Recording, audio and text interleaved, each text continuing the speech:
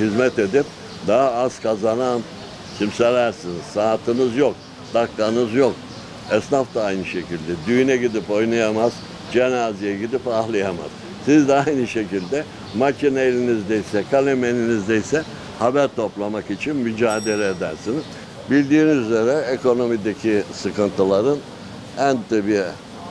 en alt katmandaki esnaf dediğimiz, zanaatkar dediğimiz kesimin değişen bu dijital dünyadaki yeniden yapılanma sürecindeki esnaf sanatkarın mesleklerini icra edebilmek için yapmış oldukları mücadeleler.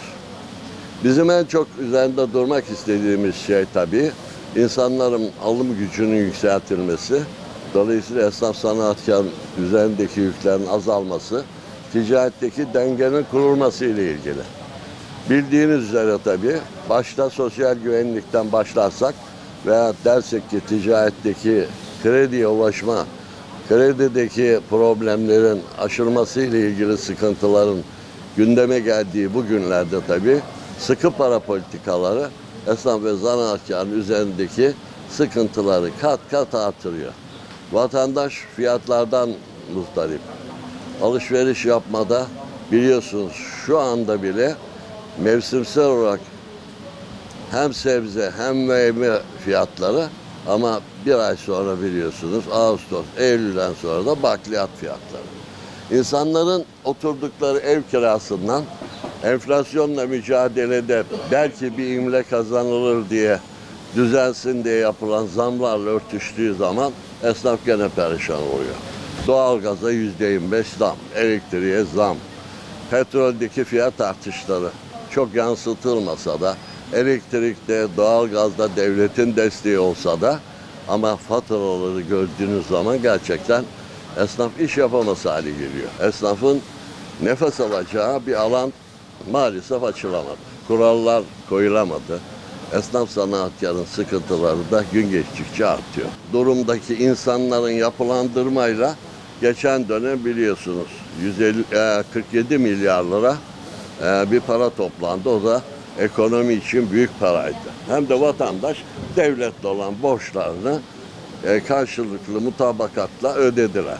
Ödemeyenler oldu mu? Oldu. Evet, ödedikleri para miktarını söylüyorum. Ama netice itibariyle önemli bir ekonomiye katkı koyuldu. Şimdi diyoruz yeniden böyle o ki ekonomi düzelecekse, o ki kurallar koyulacaksa, o ki ülkede esnaf sanatkar 2,5 milyon iş yeri ayakta kalacaksa mutlaka böyle bir şeye gerek var.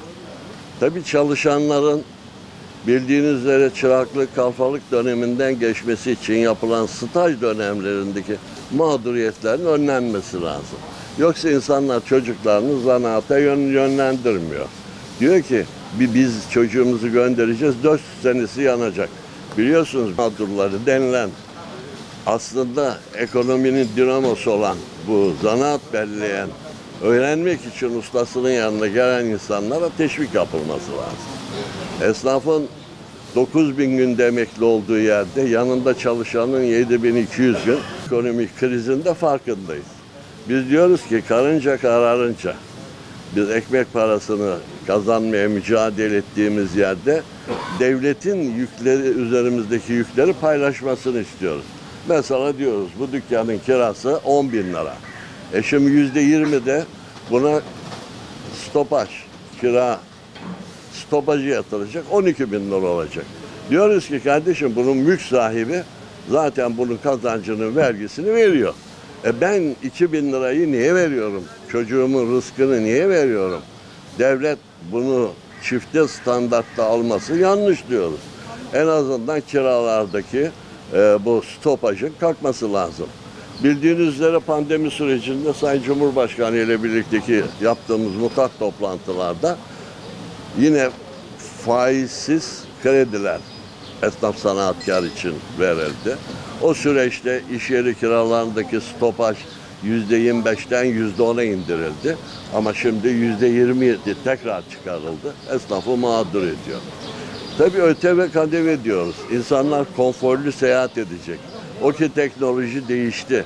Artık elektrikli yani daha konforlu araçlar piyasaya çıktı. Hem ben gayet güzel olmuş. İnşallah ki esnafın da işi güzel olur. Buralar daha da bakımlı bir hale gelir. Sizler de bizler de rahat rahat buralara gelir gideriz diyorum.